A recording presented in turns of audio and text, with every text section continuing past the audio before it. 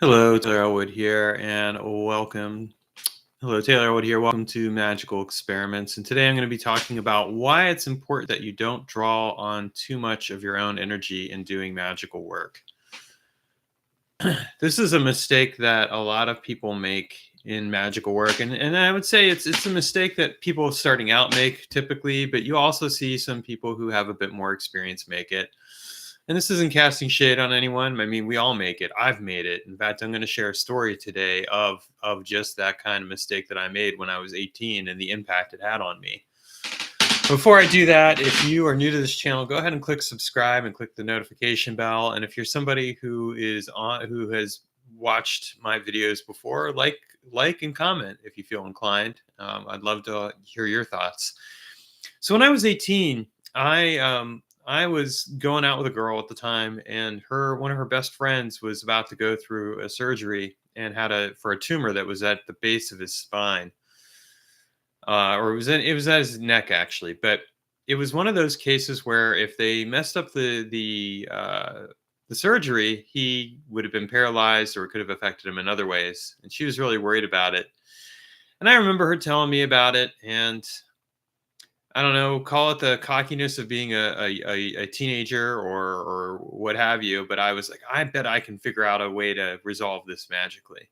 And so I went out and into the woods, and I did a working to the elemental energies, into the elements, into the earth. And and I did it with this idea of like, I kind of made this bargain. I was like, heal this person, get rid of this person's tumor. I'm willing to like pay whatever price is needed. Well, that was a bad bargain, let me tell you. I ended up drawing, and what ended up happening is that person's tumor did get healed, but what ended up happening is that I felt like shit afterwards, after doing the working, like immediately after. And I dragged myself home, and I got home and I fell into bed and I fell asleep, and I was asleep for about 12 hours, which is a lot longer than I normally would have been. And I think my mom briefly woke me up at one point, and I just said I was feeling sick, which was true, but it was because of this magical working. And what had happened is that this I had not set up the proper container, and so my life energy ended up being drawn on. And for a long time, for some years after, I found that I was much more delicate, if you will, than I had been before because of that working. It actually forced me to change my magical working, the way I worked magic, because I had to learn how to draw a lot less upon my own life force if I was going to do effective working, or I'd get tired and feel sick pretty quickly. So it's a good example. This is a good example of what happens when we draw too much on our own energy. And a lot of times with magical workings, the tendency is, okay, I've got to put all my effort and energy into a magical working in order to get results. But I would share with you that in fact, you what you really need to do is take an approach which is much more scaled back, and really come at it from a perspective of,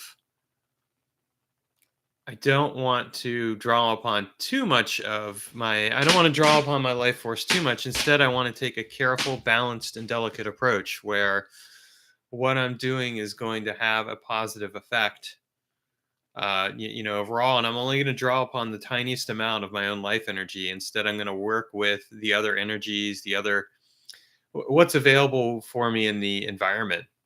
So, for example, if I were to do that working that I had done when I was 18 today, what I would have done is I would have called upon the elementals, but I would have been like, all right, we're going to draw upon the elemental energy of the earth and on the specific elements. I'm going to give a little bit of my energy to help guide this working.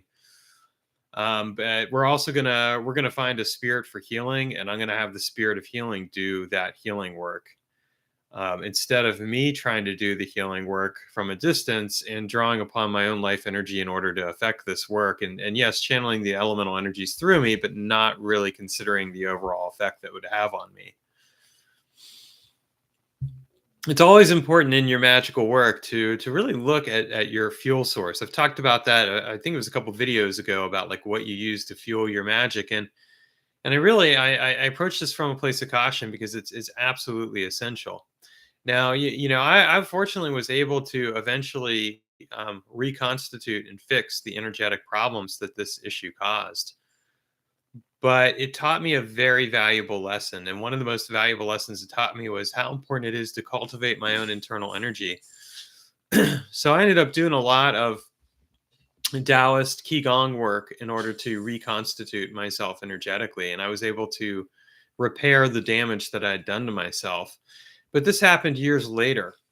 And it really illustrated to me that if I hadn't even had that proper knowledge, I would have continued to live with a condition that I had inflicted upon myself magically because I wasn't careful. Now, I'll grant you, I'm a magical experimenter. I experiment a lot with magic, and I do take some interesting risks at times. And I can tell you that it has changed. That some of the choices that I've made has changed my life in certain ways that that I can't go back on. Like I have a very, for example, I used to be able to read one book from cover to cover. And now I find that I have to read multiple books, and I can't just stick with one book for a given period of time. I end up shifting back and forth. Now it's given me the advantage that I've learned to turn it into a way of connecting the dots in a manner that I probably wouldn't have been able to do before. But this came about again as a result of doing some magical experimentation with the way my neurochemistry works. And I actually realized this recently because I had gotten in a conversation with another magician who had done some similar stuff. And when I brought up that I tended to read multiple books at the same time, she said that she'd had the same experience because of some of the work. And I'm like, oh, and I hadn't even thought of that. So I always say too, if you're going to experiment with magic, do it carefully and cautiously. Recognize what you're getting into. Recognize that have to